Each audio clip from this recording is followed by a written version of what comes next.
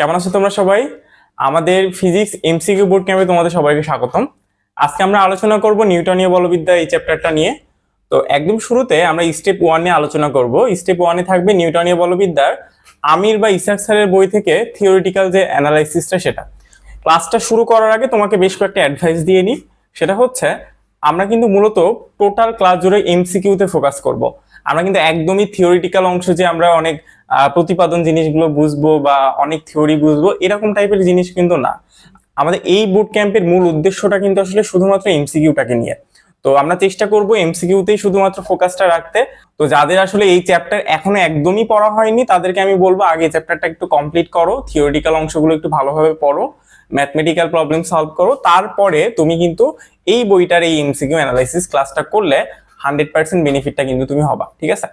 তো এই কোর্সটা আসলে তুমি ফার্স্ট ইয়ার হও, সেকেন্ড ইয়ার হও, বা যদি অ্যাডমিশন ক্যান্ডিডেট হও, বিশেষ করে যদি আমি মেডিকেলের কথা বলি, তো যেই হোক না কেন সবার জন্য কিন্তু খুব ইফেক্টিভ একটা কিন্তু কোর্স হতে পারে। তো যাই হোক, বেশি কথা বাড়াবো না, আমরা একদম ডিরেক্টলি ক্লাসে চলে যাব। তো আমাদের আজকের যে আজকের টপিকটা হচ্ছে নিউটনীয় বলবিদ্যা। নিউটনীয় বলবিদ্যা, নিউটন কথা উঠলেই আসলে আমাদের ফিজিক্স কথাটা মনে চলে আসে, অটোমেটিক্যালি চলে আসে। তো ফিজিক্সের সাথে আসলে নিউটনের সবকিছু জড়িত। একটু খেয়াল করে দেখি একদম শুরুতে আমরা কি নিয়ে আলোচনা করতে পারি নিউটনীয় বলবিদ্যা।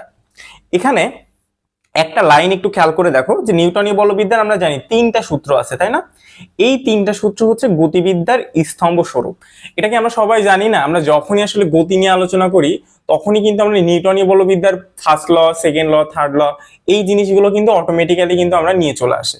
তার মানে এইটা আসলে গতিবিদ্যার একটা কি বলা যেতে পারে, স্তম্ভ স্বরূপ বলা যেতে পারে। আচ্ছা, এরপরে এখানে আমাদের আর তেমন কিছু পড়ার নাই, আমরা চলে আসবো ডিরেক্ট এই জায়গাটাতে আমাদের জড়তার সংজ্ঞা আছে। তো জড়তার সংজ্ঞাটা একটু খেয়াল করে দেখি কি বলা হয়েছে, যে পদার্থ যে অবস্থায় আছে চিরকাল সেই অবস্থায় থাকতে চাওয়ার যে প্রবণতা বা সেই অবস্থা বজায় রাখতে চাওয়ার যে ধর্ম সেটাকে বলা হয় জড়তা। আচ্ছা, তার মানে এটা হচ্ছে এই যে জড়তা, আমরা এই জিনিসটা খুব ভালোভাবেই জানি, ক্লাস 9-10-এও আমরা পড়ছি যে জড়তা হচ্ছে নিউটনের ফার্স্ট ল থেকে আসে।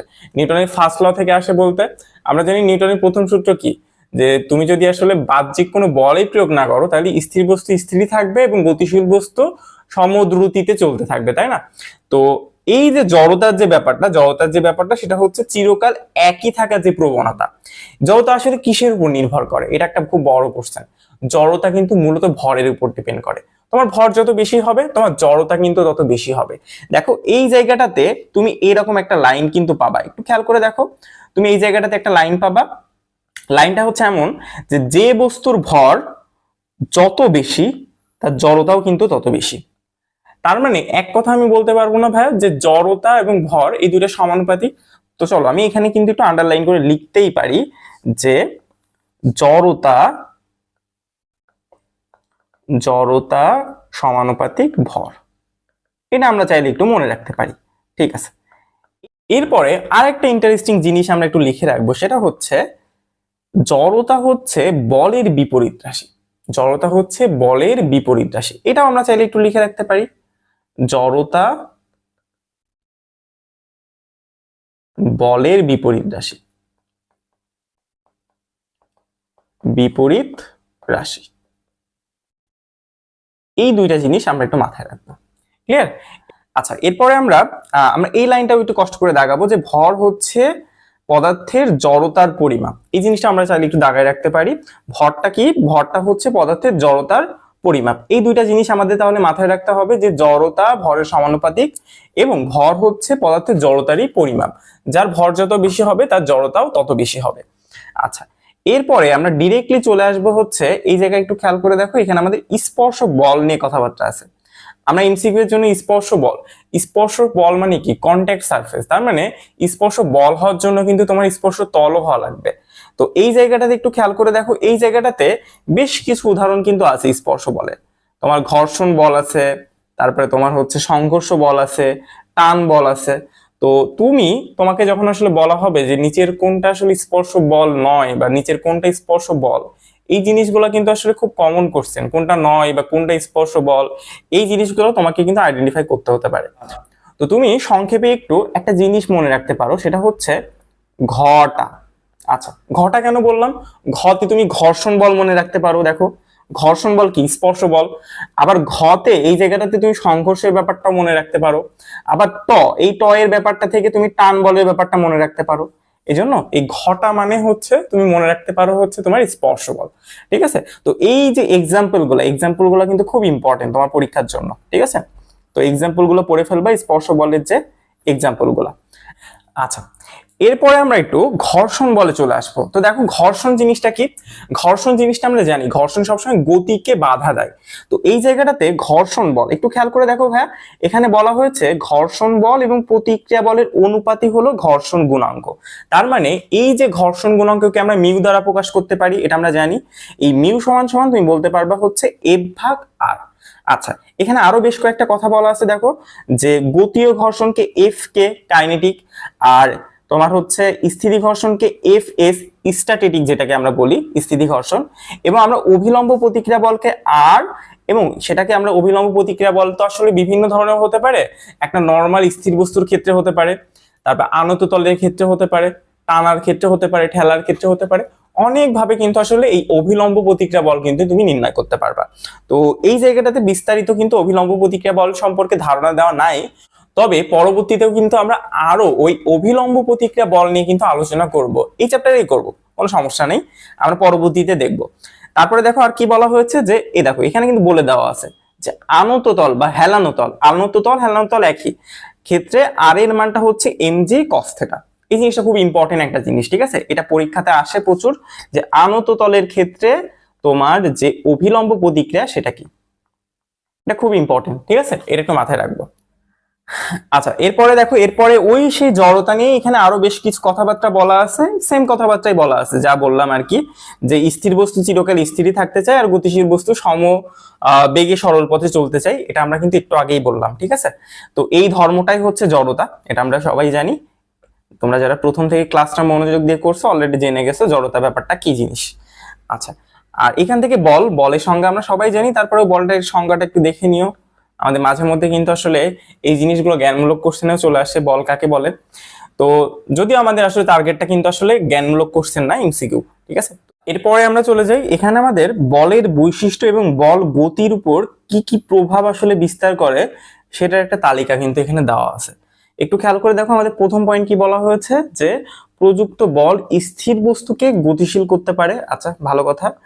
এবং ত্বরণ সৃষ্টি করে, এটা খুব ইম্পর্টেন্ট ব্যাপার, যে বলের প্রভাবে আসলে আমাদের ত্বরণটা কিন্তু আসলে মূলত সৃষ্টি হয়। এই পয়েন্টটা আমরা বুঝে গেলাম। এর পরের পয়েন্টটাতে বলা হয়েছে বল প্রয়োগের ফলে গতিশীল বস্তুর বেগ হ্রাস বা বৃদ্ধি পায়, অর্থাৎ বস্তুর বিকৃতি ঘটে। আচ্ছা, ভালো কথা, বস্তুর তাহলে বিকৃতি ঘটে কিসের কারণে? বল প্রয়োগের ফলে। আচ্ছা আচ্ছা, এর পরের পয়েন্টটা একটু খেয়াল করে দেখি, 3 নম্বর যে পয়েন্টটা, 3 নম্বর পয়েন্টে কি বলা হয়েছে? 3 নম্বর পয়েন্টে বলা হয়েছে যে প্রযুক্ত বল গতিশীল বস্তুর বেগ তথা গতির দিক পরিবর্তন করে। তার মানে গতির দিকও কিন্তু আসলে পরিবর্তন করতে পারে কোনটা? এই যে বল। ঠিক আছে, এটা কিন্তু গতির দিক পরিবর্তন করতে পারে। এবং 4 নম্বর যে পয়েন্টটা, 4 নম্বর পয়েন্টটা বলা হয়েছে বল জোড়ায় জোড়ায় কাজ করে। বল কিভাবে কাজ করে? জোড়ায় জোড়ায় কাজ করে। তাহলে এই পয়েন্টগুলো আমরা একটু খুব ভালোভাবে মনে রাখবো, কারণ বৈশিষ্ট্য থেকে কিন্তু আসলে কোশ্চেন কিন্তু আমাদের আসতে পারে, যে বলতে পারে যে নিচের কোনটি আসলে এই বলের যে বিস্তার, এই বিস্তারের বৈশিষ্ট্যের মধ্যে পড়ে না। তো এইভাবে কিন্তু কোশ্চেন আসতে পারে। আচ্ছা, পরেরটা একটু খেয়াল করে দেখি আমরা, পরেরটাতে কি বলা হয়েছে, যে বলের এসআই একক নিউটন, এটা আমরা সবাই জানি। কিন্তু এখানে আমাদের নতুন একটা একক কিন্তু আমরা দেখতে পাচ্ছি, সেটা হচ্ছে এফপিএস একক। এফপিএস পদ্ধতিতে বলের একক হচ্ছে পাউন্ডাল। এই 1 পাউন্ডাল সমান সমান কি সেটা যদি একটু আমরা খেয়াল করে দেখি, যে বল 1 পাউন্ড ভর বিশিষ্ট একটি বস্তুকে প্রযুক্ত করে 1 ফুট পার সেকেন্ড স্কোয়ার ত্বরণ সৃষ্টি করে, কত ত্বরণ সৃষ্টি হয়?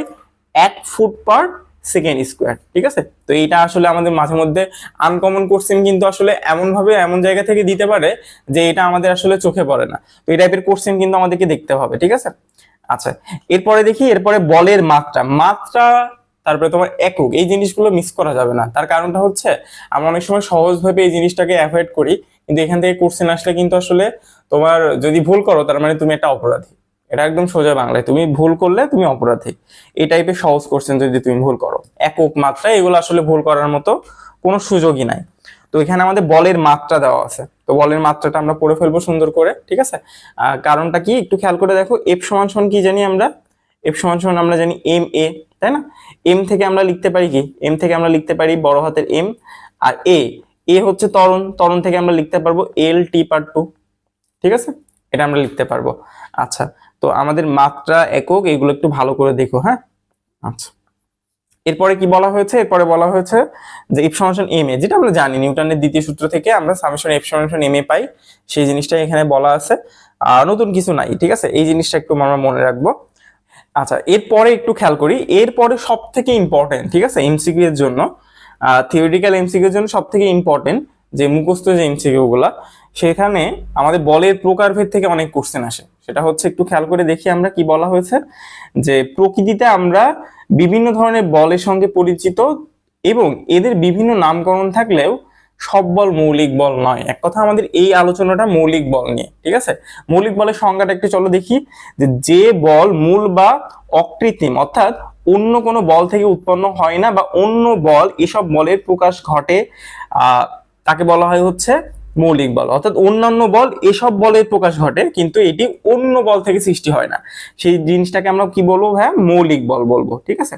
তো মৌলিক বল কয় প্রকার? মৌলিক বল হচ্ছে 4 প্রকার, ঠিক আছে? মৌলিক বল 4 প্রকার, এই 4টাই আমাদের পড়া লাগবে, এই 4টাই আমাদের পড়া লাগবে। দেখো, মহাকর্ষ বল, তারপরে তড়িৎ চুম্বকীয় বল, সবল নিউক্লিয় বল, দুর্বল নিউক্লিয় বল।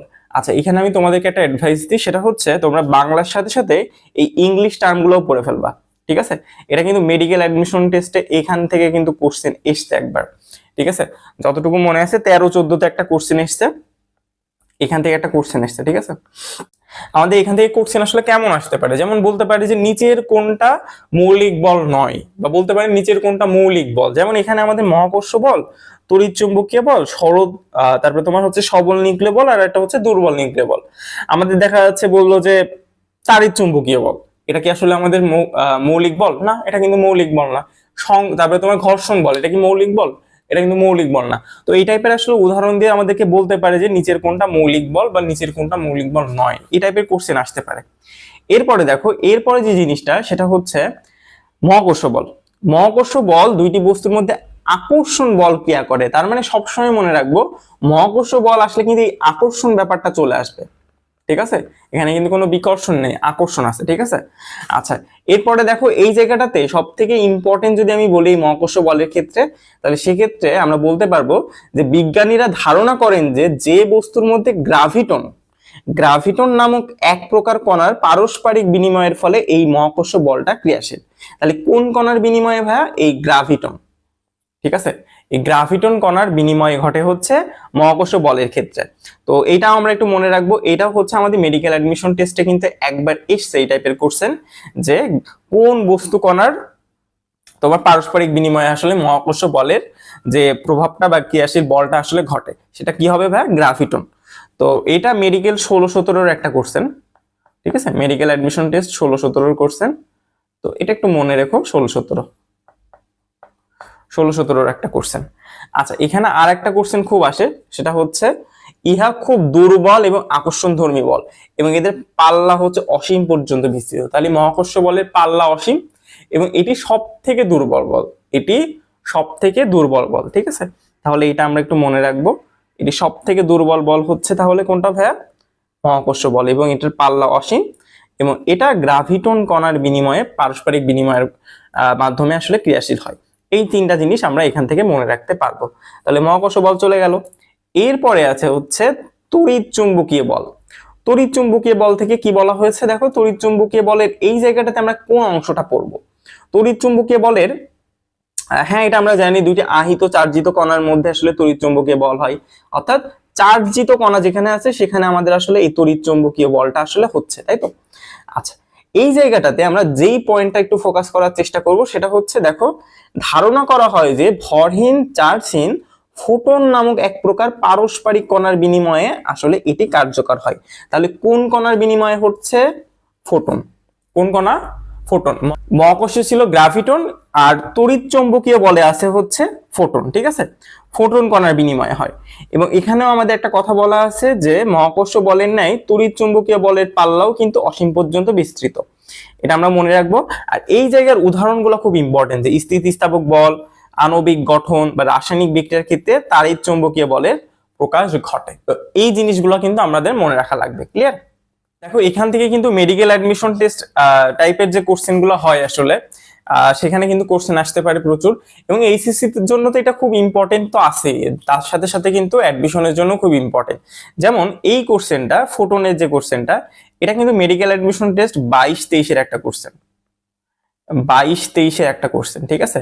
তারপরে এই যে তোমার হচ্ছে আণবিক গঠন, রাসায়নিক বিক্রিয়া, এই জায়গা থেকে কিন্তু একটা কোশ্চেন এসছে মেডিকেলে, সেটা হচ্ছে মেডিকেল 17-18-তে খুব সম্ভবত, মেডিকেল অ্যাডমিশন টেস্ট 17-18-তে এখান থেকে একটা কোশ্চেন এসছে, ঠিক আছে। তার মানে বুঝতে পারলাম, দেখছো এই অল্প একটা জায়গা কিন্তু কতগুলো কোশ্চেন এসছে মেডিকেল অ্যাডমিশন টেস্টে। তো তোমার এই জায়গাগুলো মানে সবগুলোই মোটামুটি খুব ভালোভাবে পড়বা, পড়ে সাইডে তোমরা একটু নোট রাখবা, হ্যাঁ, তাহলে তোমাদের জন্য সুবিধা হবে। তার কারণটা হচ্ছে রিভিশনে হবে কি, রিভিশনে তোমার কিন্তু খুব অল্প সময় কিভাবে তুমি পুরো চ্যাপ্টারটা পড়তে পারো, এটাই তো রিভিশন, তাই না? তো তোমরা একটু পাশে যদি একটু সাইড নোট করে নিতে পারো তাহলে তোমাদের জন্য কিন্তু খুব ইজি হবে ব্যাপারটা, ঠিক আছে। আচ্ছা, সবল নিউক্লিয় বলের মধ্যে আমরা যে জিনিসটা পড়বো, এখানে বলা হচ্ছে একটি পরমাণু নিউক্লিয়াস প্রোটন এবং নিউট্রন দ্বারা গঠিত, এদের সমষ্টিগতভাবে আসলে আমরা বলই হচ্ছে নিউক্লিয়ন। নিউক্লিয়নের মধ্যে সমধর্মী ধনাত্মক আধানযুক্ত প্রোটনগুলো খুব কাছাকাছি অবস্থান করে। আচ্ছা, এই জিনিসগুলো খুব একটা দরকার নাই, তোমরা একবারে চলে আসো হচ্ছে যে এই জায়গাটা যদি খেয়াল করে দেখো, এখানে বলা হয়েছে বিজ্ঞানীরা ধারণা করেন যে নিউক্লিয়নের মধ্যে যে মেসন কণা থাকে, অনেকে বলে হচ্ছে তোমার হচ্ছে মেসন, অনেকে অনেক ধরনের উচ্চারণ কিন্তু করে, আমরা ধরলাম এটা হচ্ছে মেসন কণা। তো মেসন কণা এক প্রকার কণার পারস্পরিক বিনিময়ের ফলে কিন্তু আসলে এই সবল নিউক্লিয় বলটা আসলে ঘটে। তো এই সবল নিউক্লিয় বলে যে মেসন, এইটা তুমি একটা ভাবে কিন্তু মনে রাখতে পারবা। যেমন মেসি, মেসি কি বলতো, মেসি অনেক সবল না, অবশ্য সবল একটা প্লেয়ার, তো এইভাবে মনে রাখতে পারবো যে সবল যেহেতু মেসি, তো আমাদের সবল নিউক্লিয় বলে আসলে কোন কণার বিনিময় ঘটতেছে, মেসন, ঠিক আছে, এভাবে মনে রাখতে পারো। আচ্ছা আচ্ছা, এর পরবর্তীতে একটু খেয়াল করে দেখি দুর্বল নিউক্লিয় বল। দুর্বল নিউক্লিয় বলের ক্ষেত্রে যদি আমি বলি, দুর্বল নিউক্লিয় বলের ক্ষেত্রে কি কি আছে দেখো, যে প্রকৃতিতে বেশ কিছু মৌলিক পদার্থ রয়েছে যাদের নিউক্লিয়াস স্বতঃস্ফূর্তভাবে ভেঙে যায়। আচ্ছা, যেমন ইউরেনিয়াম, তারপরে থোরিয়াম। আচ্ছা, এই সমস্ত নিউক্লিয়াসকে তেজস্ক্রিয় নিউক্লিয়াস বলা হয়। তো তেজস্ক্রিয় নিউক্লিয়াস থেকে 3 ধরনের রশ্মি বা কণা নির্গত হয়। কয় ধরনের ভাইয়া? 3 ধরনের, আলফা কণা, বিটা কণা, আর আরেকটা হচ্ছে গামা কণা, ঠিক আছে। এই 3 ধরনের রশ্মি কিন্তু তেজস্ক্রিয় পদার্থ বা তেজস্ক্রিয় নিউক্লিয়াস থেকে কিন্তু নির্গত হয়, ঠিক আছে। আচ্ছা, এরপরে একটু খেয়াল করে দেখো, এই জায়গাটাতে আমাদের বলা আছে যে তেজস্ক্রিয় নিউক্লিয়াস থেকে যখন বিটা কণা নির্গত হয় তখন একই সঙ্গে শক্তি নির্গত হয়। তার মানে এই জায়গাটাতে আমাদের এই কোশ্চেনটা কিন্তু মেডিকেল অ্যাডমিশন টেস্টের একটা কোশ্চেন, এটাও, ঠিক আছে, বিটা কণা নির্গত হয়, ঠিক আছে। আচ্ছা, বারবার মেডিকেল অ্যাডমিশন টেস্ট বলতেছি, সবাই ভাবতে পারো যে ভাইয়া শুধু মেডিকেল অ্যাডমিশন টেস্টই কেন বলতেছি, তার কারণটা হচ্ছে মেডিকেল অ্যাডমিশন টেস্টে কিন্তু ভেতর থেকে অনেক কোশ্চেন আসে, এজন্য আমি একটু মার্ক করে দিচ্ছি তোমাদের জন্য আসলে পরবর্তীতে পড়তে সুবিধা হয়, হ্যাঁ। আচ্ছা, এর পরবর্তীতে চলে আসি এই জায়গাটাতে, একটু খেয়াল করে দেখো, এই জায়গা যে দুর্বল নিউক্লিয় বলে, দুর্বল নিউক্লিয় বলের ক্ষেত্রে বোসন নাম করে এক প্রকার কণার বিনিময়ে কিন্তু আসলে এই বলটা কার্যকর হয়, ঠিক আছে। তাহলে আমরা কিন্তু প্রত্যেকটা কণা কোন কণার বিনিময়ে কার্যকর হচ্ছে, পারস্পরিক বিনিময়ে, এই জিনিসগুলো কিন্তু খুব ভালোভাবে পড়তে হবে, এখান থেকে কিন্তু কোশ্চেন আসে, ঠিক আছে। তোমার হচ্ছে যেমন আমরা সবল নিউক্লিয় বলের ক্ষেত্রে আমরা কি বললাম, মোশন, তাই না, যে আমরা মেসির কথা দিয়ে মনে রাখতে পারি। তারপরে তোমার হচ্ছে মহাকর্ষ বলের ক্ষেত্রে গ্রাভিটন। তারপরে এই যে আমরা দেখলাম দুর্বল নিউক্লিয় বলের ক্ষেত্রে হচ্ছে বোসন। এই জিনিসগুলো না মানে মোটামুটি ভাবে তুমি কিন্তু মনে রাখতে পারবা, তবে এই জিনিসগুলো আবার ভুলও হয়। তো এই জিনিসগুলো একটু ভালোভাবে মার্ক করে করে পড়ো, না হলে কিন্তু ভুল হওয়ার সম্ভাবনা আছে, একটা আরেকটার মধ্যে কিন্তু গুলিয়ে যায়, ঠিক আছে। আচ্ছা, এরপর একটু খেয়াল করে দেখি, এখানে জেনে রাখো। আচ্ছা, জেনে রাখো যে এই জায়গাটাতে আছে, সেই জায়গাটাতে মনে করবা একটু ইম্পর্টেন্ট কিছু একটা আছে, ঠিক আছে। এবং স্যারেরা এই জেনে রাখো এই ব্যাপারগুলো খুব পছন্দ করে। যেমন এই জায়গাটাতে বলা হয়েছে যে যে কয়টা পয়েন্ট আছে সবগুলোই পড়বো, হ্যাঁ, বাদ দেওয়ার কিছু নাই, এই পয়েন্টগুলো আমরা পড়বো। তোমার হচ্ছে এই যে তোমার সবল নিউক্লিয় বলের কারণে প্রোটন এবং নিউট্রন একত্রিত হয়ে বা আবদ্ধ হয়ে নিউক্লিয়াস গঠন করে, এবং এই বলের বাহক কণিকা হচ্ছে মেসন এবং গ্লুয়ন, ঠিক আছে। বাহক কণিকা কি কি? মেসন এবং গ্লুয়ন, ভেরি ভেরি ইম্পর্টেন্ট, এটা ভেরি ভেরি ইম্পর্টেন্ট, ঠিক আছে। এটা একটু মনে রাখবা। তারপর দুর্বল নিউক্লিয় বলের কারণে বিটা ক্ষয় হয়। আচ্ছা, এটাও আমাদের ভালো ইম্পর্টেন্ট আছে। বিটা ক্ষয় হয় হচ্ছে দুর্বল নিউক্লিয় বলের কারণে। এই বলের বাহক কণিকা ডাব্লিউ এবং জেড বোসন। আচ্ছা, তারপরে বলা হয়েছে তড়িৎ চুম্বক বলের কারণে ইলেকট্রন নিউক্লিয়াসের সাথে আবদ্ধ হয়ে পরমাণু গঠন করে। এই বলের বাহক হচ্ছে ফোটন। আচ্ছা, খুব সুন্দর করে দেওয়া আছে। এগুলো কিন্তু আমরা আগেও মোটামুটি পড়ছি, তারপরে এই জায়গাটাতে মোটামুটি এক নজরে দেওয়া আছে। তারপরে মহাকর্ষ বল নক্ষত্রগুলোকে একত্রিত করে গ্যালাক্সি গঠন করে। এই বলের বাহক হচ্ছে গ্রাভিটন। আচ্ছা, সবগুলো একবারে দেওয়া আছে আর কি, ঠিক আছে, এবং সবগুলো কিন্তু খুব ভালোভাবে পড়তে হবে, ঠিক আছে। আচ্ছা, পরবর্তীতে আসি। আমাদের মৌলিক বল সমূহের যে তীব্রতার যে তুলনা, সেই জিনিসগুলো আমাদের খুব সুন্দরভাবে দেওয়া আছে। যেমন এই জায়গাটাতে আমি যদি একটু ক্রম করার চেষ্টা করি, কোনটা সবচেয়ে বেশি শক্তিশালী, কোনটা সবচেয়ে কম শক্তিশালী, তাহলে সবার প্রথমে যে জিনিসটার নাম চলে আসবে সেটা হচ্ছে সবল, ঠিক আছে। সবল নিউক্লিয় বলের নামটা আগে চলে আসবে। তারপরে আসবে হচ্ছে তোমার তড়িৎ, তারপরে আসবে হচ্ছে দুর্বল, এবং একদম লাস্টে আসবে হচ্ছে মহাকর্ষ। একদম লাস্টে আসবে হচ্ছে মহাকর্ষ, ঠিক আছে। তাহলে তুমি এই জিনিসটা খুব ভালোভাবে মনে রাখতে পারবে, সবল, তারপরে তড়িৎ, দুর্বল, তারপরে হচ্ছে মহাকর্ষ। অনেকে এই জিনিসটাও ছন্দ নিয়ে মনে রাখার চেষ্টা করে, তো আমার কাছে মনে হয় না এটা নিয়ে ছন্দ দিয়ে মনে রাখার খুব একটা জিনিস তোমরা মনে থাকবে। তবে এই জিনিসটা তোমাদেরকে একটু পড়তে হবে। দেখো, সবল হচ্ছে 10⁻41। যদি তুমি তুলনা করতে চাও, একটু খেয়াল করে দেখো, এখানে বলা হয়েছে 4টি মৌলিক বলের আপেক্ষিক সবলতা সম্বন্ধে লাভের জন্য মহাকর্ষ বলের সাপেক্ষে। মহাকর্ষ বলের সাপেক্ষে কেন তুলনা করছে? মহাকর্ষ বলের যে তোমার হচ্ছে আপেক্ষিক যে মানটা, সেই মানটা আসলে 1, ঠিক আছে। তাহলে আমরা যদি তুলনা করতে চাই, তাহলে দেখো সবল নিউক্লিয় বলের ক্ষেত্রে হবে 10⁻41, 10⁻41, ঠিক আছে, সবলের ক্ষেত্রে। তারপরে হবে হচ্ছে 10 তারপরে কোনটা, তারপরে দেখো, তারপরে হচ্ছে 10⁻39, 10⁻39, ঠিক আছে। তারপরে হচ্ছে তোমার মহাকর্ষ বলের ক্ষেত্রে, তাই তো, মহাকর্ষ বলের ক্ষেত্রে 1, আর দুর্বলের ক্ষেত্রে হচ্ছে 10⁻30, ঠিক আছে। তো এই জিনিসগুলো আমরা একটু মনে রাখার চেষ্টা করব, কারণ এখান থেকে কিন্তু আসলে কোশ্চেন আসে, ঠিক আছে, এখান থেকে কিন্তু কোশ্চেন আসে।